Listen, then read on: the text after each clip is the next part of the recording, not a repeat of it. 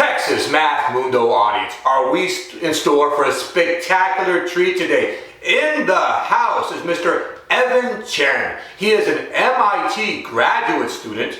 He is an IMO coach. He's a former IMO Gold Medalist himself in 2014, and he's an author. An impressive resume, very familiar with the Olympiad world. Mr. Evan Chen, it's a great pleasure to have him here. Let me take a quick moment and ask that if you enjoy this content, that you please hit the subscription button and the notification bell, that you leave a comment below, and that you smash that like button. Let's spread this joy, let's spread this beauty to as many people as possible. Mr. Evan Chen, sharing his experience in the IMO world, right ahead. My name is Saul Cantu, and this is Texas Math Mundo.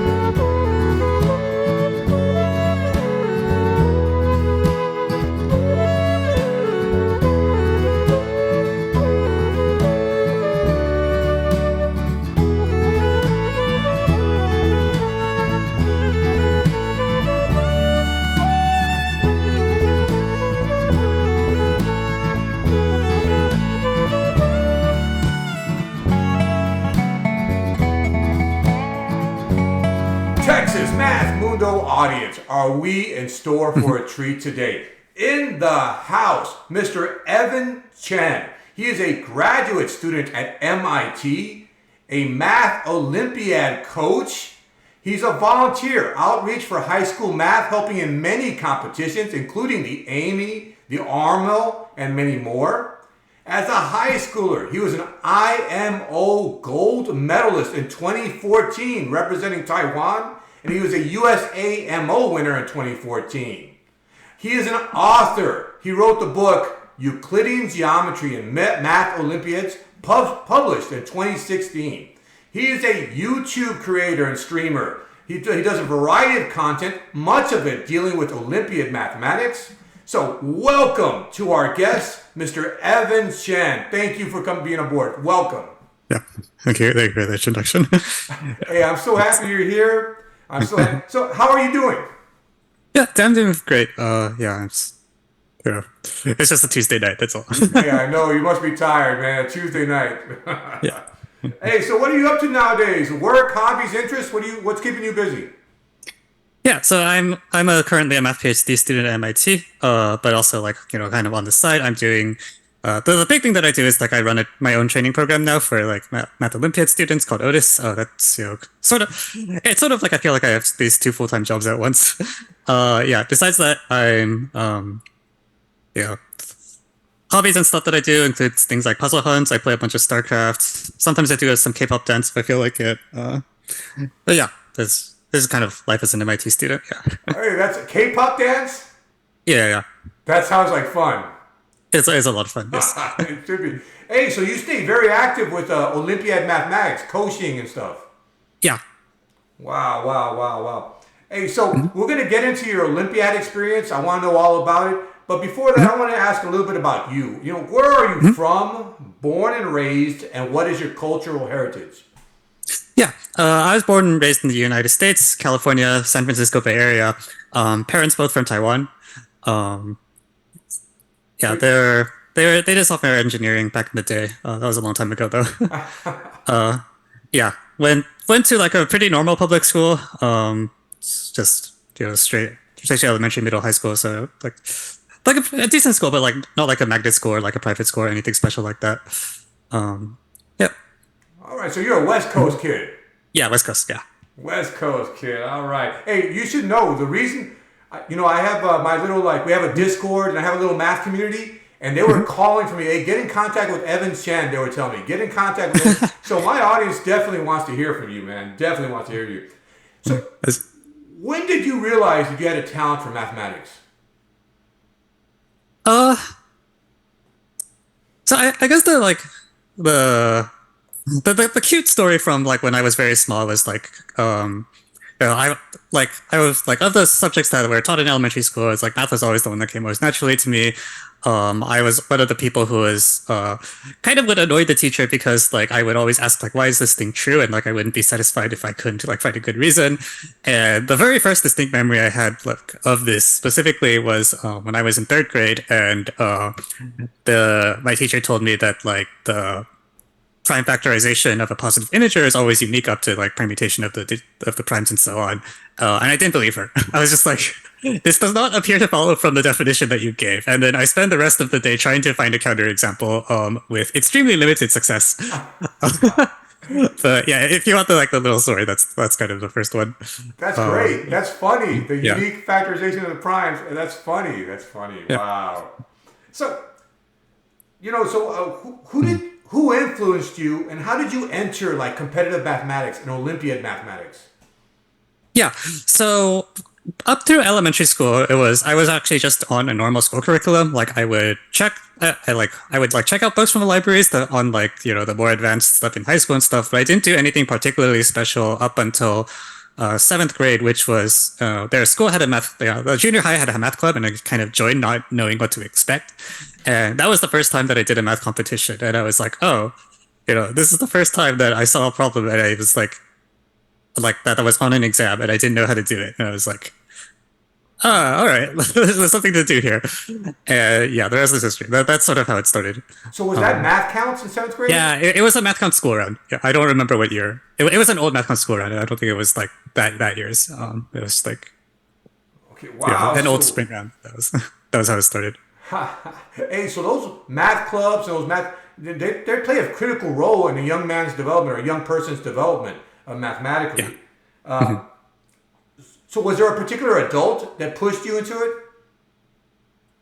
I wouldn't say it was pushed into it. It was just like there was a math club, and I'm very thankful to the teacher who ran it. Her name was Miss Chu. She was just like the math teacher at the high school, or sorry, junior high school.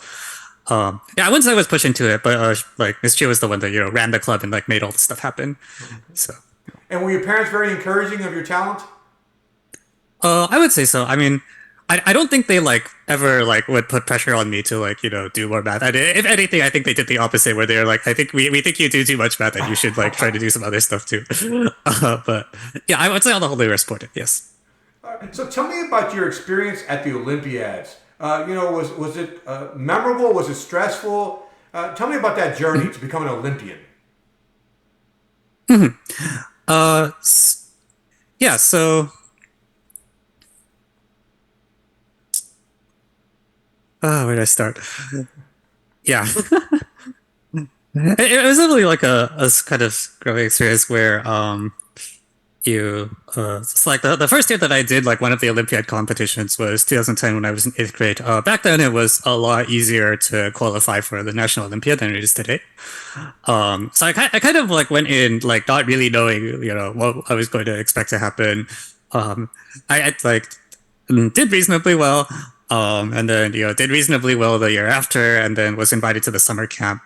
And the summer camp like was a pretty big influence on me because that's the first time so the summer camp is MOP for the people who know what that abbreviation means,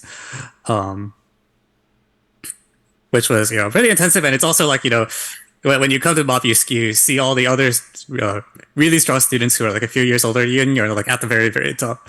So it's like back then when you like first made the summer camp in like our 9th or 10th grader, you kind of feel like you don't really know anything, and then you see like the IMO team just hanging around in the lounge, and it's like it's like, oh, I guess we're here now. They're superstars, right? You're a little starstruck. You're a little starstruck. I would be starstruck. Yeah.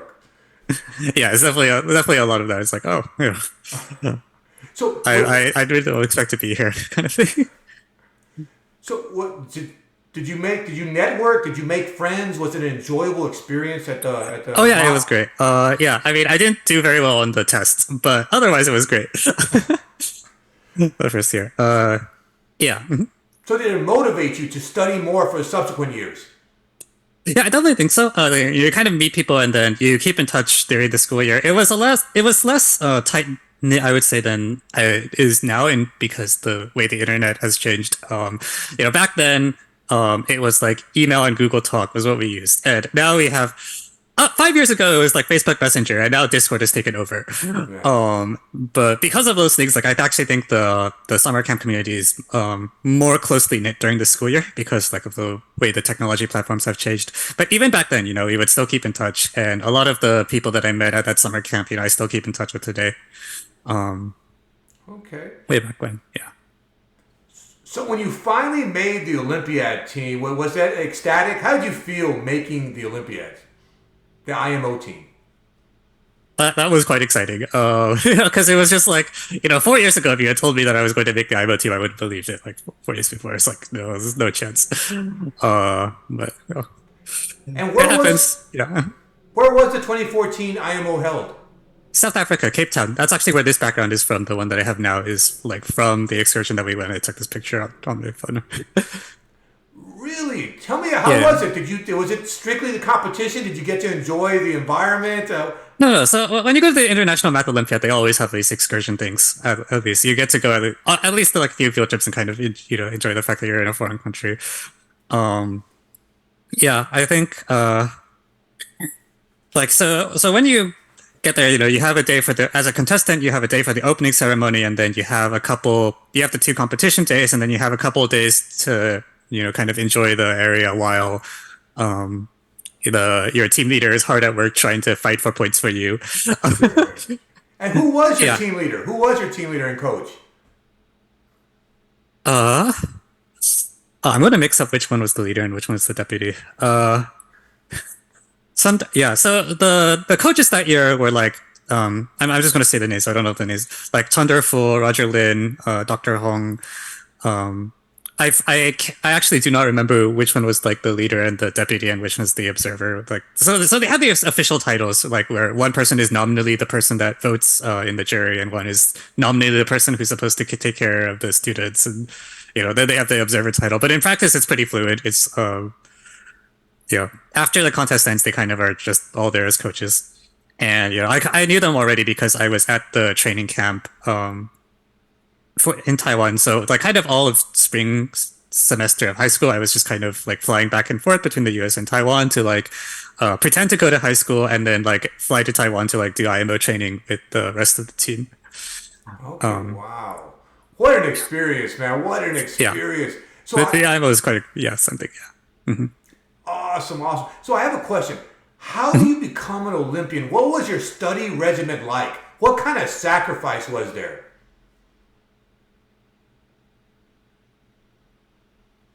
I don't think I sacrificed very much. So, I think what I tell my students now these days is that it's really hard to do a good job at something you don't think about in the shower, is what I say. And it was kind of like, it was like, compared to like the stuff that I was doing in school, like, this was just the Math Olympiad stuff was just way more interesting. I think the organizers of Math Olympiads do a really great job of like, trying to find problems that are both like problems that like are, well, like, yes, they're challenging, but more importantly, they are the kind of problem you want to work on and are the kind of problem that you learn a lot from doing. I think like the Math Olympiad community like really puts a lot of pride into setting problems that are really great for the students. Um, It's not work yeah. when you're enjoying yourself. Yeah. Well, what I say is like interest is both a proxy for talent and a substitute for work ethic. It's kind of like, That's great, man. That was great. Hey, would you like to do a shout out to any of your teammates or any of the coaches? You want to do a shout out? oh gosh. Now I'm going to be really worried I'm going to miss some people. But, all right. Oh Jesus, I'm going to miss someone. I already know it. Yeah. But yeah, thanks to my math club teachers, Miss Chu and Miss Rosas, who, made the math clubs of the high school possible. Thanks to the team in Lincoln, Nebraska, who ran the summer camp for the USA, particularly Dr. Dunbar and the academic director of MOB at the time, Zuming Feng, and like Po Shen Lo, were great influences. And to the organizers of like the Taiwan IMO, likewise, Thunder Fu, Dr. Lin, Dr. Hong. It was great. I'm glad I'm still here around. And also to Zeptan Stankova from the Berkeley Math Circle, who was also like one of my mentors growing up. Yeah. Great shout out. Great shout out. Hey, and this one's an important question. Where do you keep that gold medal? It is somewhere in a closet in my the house I grew up in California. I don't remember exactly which box at this point. In a box, in a closet, that should be prominently displayed. I mean, Yeah. that's special. It's special. Yeah, it's special, but I don't know. Awesome, awesome. Hey, so what prompted you to become a coach? It was a bit of a.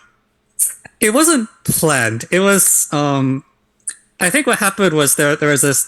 So in the United States, at the time I started around 2015, 2016, there's these two boarding schools which were kind of known in the competition scene. One was Phillips Exeter Academy, which is where Zuming Fang, the U.S. coach back then, taught, and then they had like a rival school called Phillips Andover, and so there was a group of students at Andover that decided, they wanted to like form a little class and like have a person come, mentor them, and somehow they landed on me, and I was like, sure, why not? Let's just try to see what happens. I don't think I did like it was my first year, so I don't think I like did an amazing job or anything, but I did it, and that's how it started. And then, after that, more people were like, wait, you could just email Evan and ask him to coach you. And then so, more people did this. And then for a while, it just kept, for like the first several years, the number of students I had just doubled every year. It was just like, Really? yeah. It was exponential, The thing about exponential growth is that it always looks really wimpy near t equals 0, and then gets you before you realize what's going on. And that was what happened to me. Really? So Andover. Yeah. Interesting, interesting. So is it hard to balance that with your graduate studies? Yes. I definitely do not spend as much time on my graduate studies as I really should be doing at all. Hey, but it's impressive. You're an MIT graduate student. People just would die to get into MIT. Just so that's such a prestigious school. So do you have an idea for your thesis or where your research is going?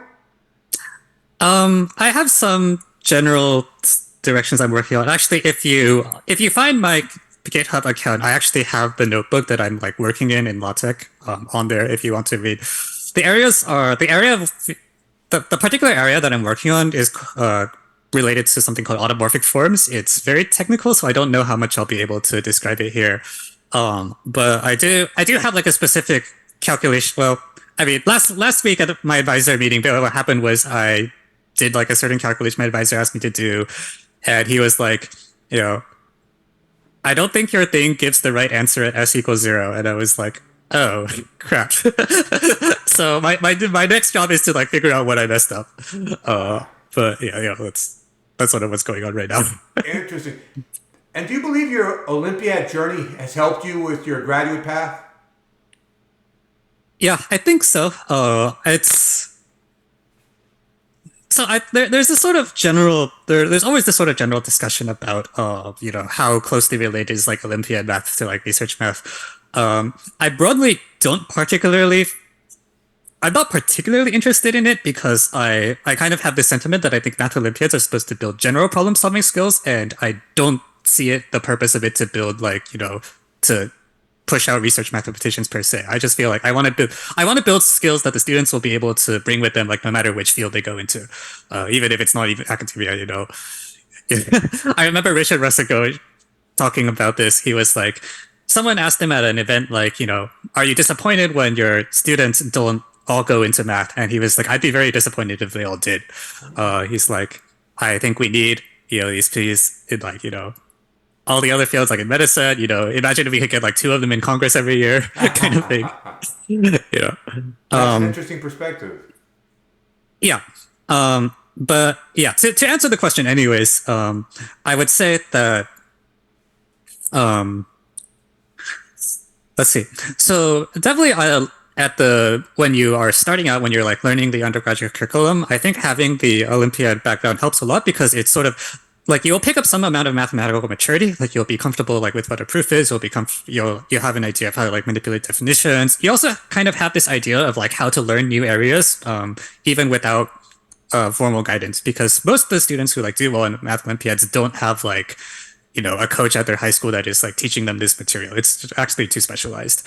So in the United States, at least to do well in Olympiads, you have to at least pick up some. Most of the time, you have to at least pick up some semblance of self-study. Even if you do my program, it is officially branded as a self-study program. It does not have lectures or meetings, Wow. and that helps a lot. Um, but for me, I would say the biggest difference is not the one that people talk about. When people talk about the difference between research and competition problems, the things they often talk about are like, I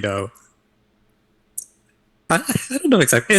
They often talk about things sort of like, there's a sort of time limit or like, you already know that in a contest there's already a solution to the problem. And like, I think these are true. I don't think those were the biggest difference. For me, the biggest difference was that I started having to live with the fact that I no longer know the definitions of all the objects that I work with. Mhm. Is the research, is that journey, is it a lonely journey? Is it an isolated journey? Is it just a journey you have to take on your own to a certain extent? It is a lot more uh, independent, I would say. Like, you do have an advisor, and that like helps a lot because you typically when you're a PhD student, you work in a field that's very closely related to what your advisor is doing, so they have an idea what's going on. Um, but you kind of reach the point where like Wikipedia has stopped working. Like when you are trying to look something up, like Wikipedia, which just won't have anything. You reach the point where if you want to talk about like the actual technical details of your work, there's like not that many people in the world that actually know them. Um, Wow. yeah, Wow, yeah, the frontier. yeah. Because Wow. math is huge. That's the problem. It's like it's not just that they're like it's not just that the you're far from the origin. It's like this. You have this. You can imagine like you have like the surface of a sphere or something like. So not only are you far from the origin, but also like the surface area itself is really large, and there's not that many people working near like wherever point you happen to be standing at. Wow, what an analogy. That's an interesting analogy. That's a great analogy. Great, great. So, what do you find most satisfying about coaching? Most satisfying. I have to think about. Yeah, I think definitely one of the things is that I think it's really rewarding because I get to. I think the set of students that I get to work with is really special. They're really enthusiastic. They're really self motivated. And I actually, I feel like I. It feels like there's a lot of impact kind of thing. Like it's like it's, I was actually able to do something like that really concretely like helped like a lot of people. uh, that has definitely been like that has definitely been really rewarding. It's just like I feel like the work I am doing is actually I can. It's not that I think it is impact. It's like I can actually see the impact, and I think like a lot of the times like the work you do feels a lot more indirect. It's like you know that you help someone, but you like this is where you actually see the person that you're helping, and I think that's been like really nice. Um, Yes, yes. Awesome, awesome. And so you're an author also. yeah, What prompted the book? And was it a daunting effort? Was it, how much of an effort was to write a book? it was quite a bit, but it was also sort of like the coaching. It wasn't. That was not the original plan. The reason I was writing it was because I was a senior in high school and it was my last year preparing, and I was like I've learned all this like geometry stuff and it's kind of a mess in my head. And I was writing notes like kind of originally it was supposed to be like for me and like maybe my school's math club. I was like let's just write down the stuff that I have and maybe I can use this for like the math club lectures that I'm giving. And it turns out that I write a lot. And so that's something that I found out about myself. And so the well, there's a little more backstory behind this actually, which was when I was a senior in high school. I had an arrangement with my school where I would take the required English class and the required government class in the morning, and then I would go off to take college classes at Berkeley. That was kind of this arrangement that we had, and so someone from the school district found out about this and was not very happy about it.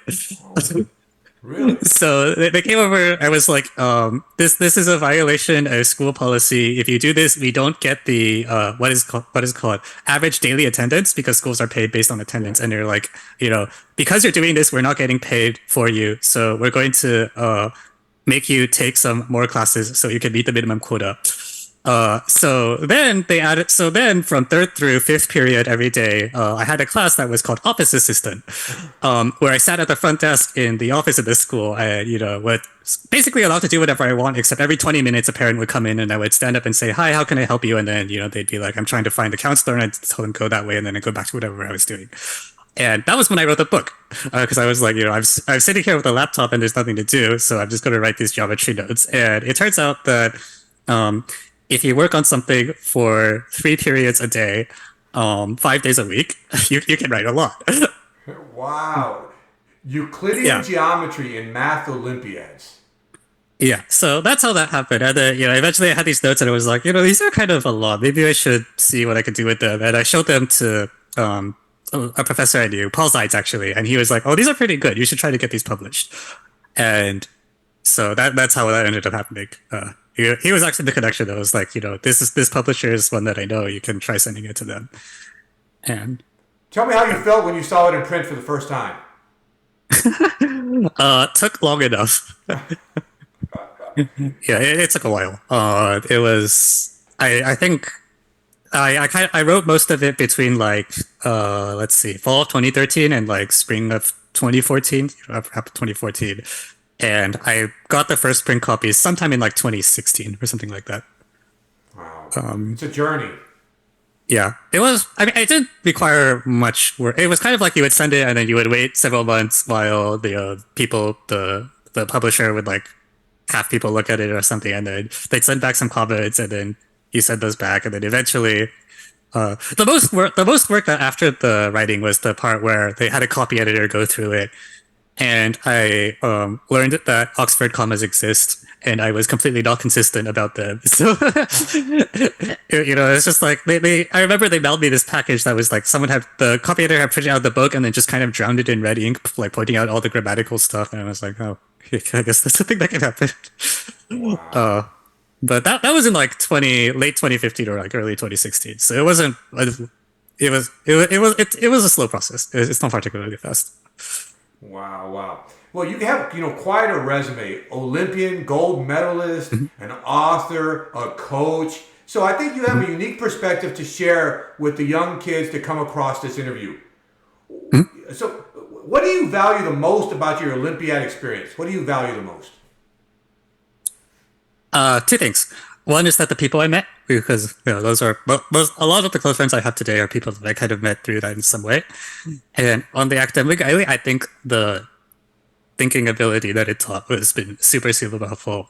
Well, even not just thinking, but just kind of this like, how do you do things? Like for example, one of the things that I really try to tell my students is to like, develop this sort of self-agency where if you decide like you want to do something, you can just go kind of do it. Like if you want to, because this is something that you'll actually just have to do for math Olympiads, because most of the students don't have like a traditional coach. Like at most they have like my self-study program.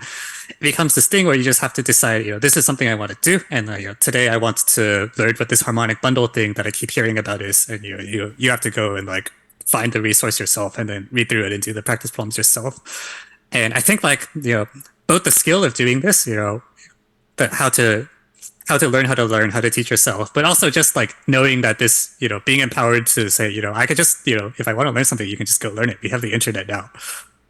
Has been really, really great for me. And it's something that, for example, my coaching has really required me to do too, because, I just went in with no experience at all. I was just like, oh, we'll just figure this out, whatever. And I don't have someone that's telling me what to do. I'm the kind of person that will like push to production in the morning and then get lunch kind of thing.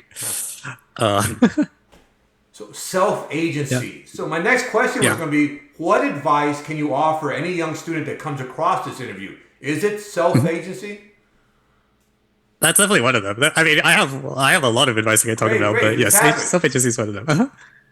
Give us that advice, man. For any young kid who comes across this channel and you have an opportunity, they're listening to you because they admire, IMO Gold Medalist, MIT grad student, wonderful resume that so many kids would admire and look up to. What advice do you have for them? So this is actually an explicit FAQ on my website. That's just what advice do you have, and I'll say some things briefly, kind of just at random, just kind of disjointed. One is that if you're in high school, I would say things to learn are first learn to code, because I actually just think this is required now. That is one particular. I don't normally care that much about particular skills, but that one I will die on that particular hill. Learn to code. But second, learn any difficult skill deeply. For me, that skill was Math Olympiads. For you, it doesn't have to be, but anything that will really stretch you, that's competitive, that will force you to learn how to learn, that will force you to learn how to deal with setbacks, learn how to, set your own trail, etc., etc. Things that are competitive will tend to help do this for you, because anything that's competitive by definition is trying to stretch you. It doesn't have to be, but I find that that's often I often think that competition is a good thing because it pushes you. But learn any difficult skill deeply, because you want to have this experience of do something hard, and build something that you are totally perfectionist about. Because I think genuine craftsmanship, where people take a thing they want and they do it as well as possible, is actually really super underrated. I kind of have dim views of school assignments where you kind of just do what you need to pass, and it's not something that you own. It doesn't have to be. It can be anything you want. It's the examples on my website are software, fiction story, article, art project, auto targeting kilowatt laser, anything of that. But pick one thing and then own it and make it completely perfect. And finally, at the risk of being possibly self-referential, ignore all the advice that you don't agree with, because advice is actually really hard. Ignore all the advice you don't agree with. Yeah. Hey, that's some fantastic advice. Code. Make sure you code. That's it. And I agree with it's such a skill that's going to be valuable, in a marketplace. Absolutely. Challenge yourself with a difficult task. Build something to perfection and own it, and ignore advice that you don't agree with. Yeah. I love it. That's some great advice, man. Great advice. I love it. Thank you. Hey, so what does the future hold for you? Oh, it's unclear. So I have a couple. I have a couple semesters of graduate school left. I don't know if I'm going to continue into doing the postdoctorate. I think that. Well, first of all, math is really hard. But also, I don't know. I actually just kind of find the teaching work more rewarding, because I feel like I'm more directly impacting people, whereas the math research I'm doing is less directly applied. But I'm not firm on this yet. I don't have very long to decide, but I have more than zero time, so it is what it is. Well, you're a young guy, so there's a lot to be determined. You're young. Any parting words or final thoughts as we conclude this interview?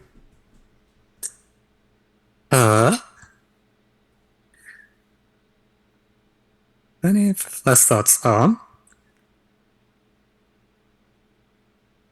Well, for those of you that are interested in high school math Olympiads, come to our programs. We put a lot of time into them. I think you'll really like them. Absolutely. Absolutely. Mr. Evan Chen, I can't tell you how appreciative I am that you came on my channel and gave of your time and such wonderful advice. And your resume is so outstanding, man. So and you continue to do good work, impacting lives through your coaching. I applaud you. So I really appreciate you, man. Yeah. If you're ever in the Houston area, I hope you consider me a friend, man. I do know some good taquerias around here. I do know some good food places. And I hope you consider me a friend and you look me up, man. Yeah, got it. Yeah, thanks for the interview. Yeah, that was a lot of fun. Thank you very much, Mr. Chen. Take care and farewell. Yeah. Wow, how fascinating. I'm so appreciative of Mr. Evan Chen, an MIT graduate student, an IMO coach, a former IMO Gold Medalist, and an author, sharing his wonderful experience, his wealth of knowledge with us. I'm very appreciative. Thank you, Mr. Evan Chen. Let me take a quick moment and ask that if you enjoy this content, that you please hit the subscription button and the notification bell, that you leave a comment below, and that you smash that like button. It helps me out with the YouTube algorithm. Let's spread this joy, let's spread this beauty to as many people as possible. I have plenty of wonderful things in store for this channel, and I truly appreciate your support. My name is Saul Gandu, and this is Texas Math Mundo. Farewell. Farewell.